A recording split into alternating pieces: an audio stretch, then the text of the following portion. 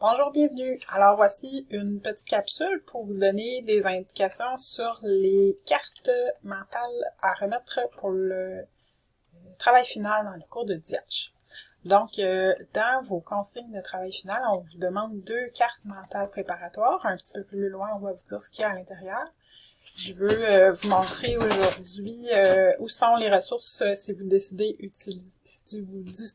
d'utiliser Lucidchart, et aussi vous montrer là, comment partager les cartes mentales faites en ligne avec cet outil-là en PDF ou en format JPEG pour que vous puissiez les déposer sur Léa dans le format demandé.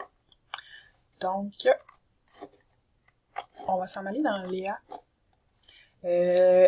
Petit rappel, parce que ça fait longtemps, là, dans Outils de travail généraux du cours, on est dans les documents de votre cours de DIH. Je vous rappelle que vous avez une vidéo pour savoir comment s'inscrire à Lucidchart. Vous avez reçu de ma part par courriel, parmi où il y a au début de la session là, vos codes pour vous inscrire à Lucidchart avec un courriel CEGEP-GYM. Et une courte vidéo sur les fonctions de base de Lucidchart. Mais c'est assez intuitif, là. Vous êtes sans doute pour beaucoup capable de vous débrouiller. Quand vous allez vous inscrire, vous entrez dans Lucidchart et je vais créer un nouveau document. Moi, je vais le faire à partir d'un document vierge. Je vais vous donner quelques explications rapides pour démarrer.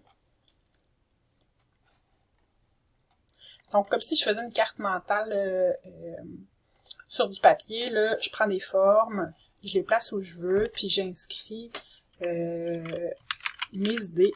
Donc, mon passage au collégial. Supposons que c'est la carte mentale que je veux faire. En appuyant sur les petits cercles rouges que vous voyez tout autour de votre première forme, bien, vous pouvez tirer des flèches et choisir une autre forme que vous allez relier.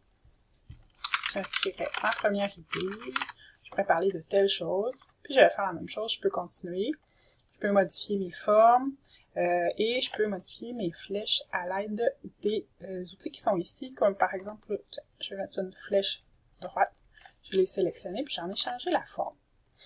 Une fois que vous avez complété votre carte conceptuelle comme ça, vous allez voir que ça rentre dans une feuille 8,5 par 11 en reculant le zoom.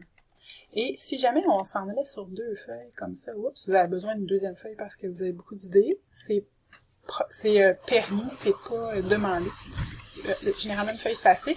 Ben, vous voyez qu'elle va s'imprimer sur 2 feuilles 8,5 par 11, c'est le maximum pour le travail. Une fois que c'est terminé, je vais centrer mon travail. Là, j'ai pas fait grand-chose, mais je vais le centrer. Je sélectionne tout, je le mets dans le milieu. Je vais vous montrer comment l'exporter en format PDF. Donc, c'est très tentant de cliquer sur le bouton « Partager », mais ça, c'est fait pour partager le lien vers une carte à modifier. Ce que je veux que vous fassiez, c'est d'aller dans « Fichier », dans « Exporter », et vous allez pouvoir choisir, je vous conseille le format PDF, vous pourriez aussi choisir le format JPEG qui est accepté. Je clique sur PDF. Et là, on me montre ma carte. Vous allez avoir davantage d'idées en format PDF. Vous n'avez rien à changer. Télécharger. Et je vais pouvoir enregistrer mon fichier à l'endroit voulu. Là, je pense que moi, dans mon ordinateur, il ne me montre pas à quel endroit il est enregistré, mais vous devriez pouvoir choisir.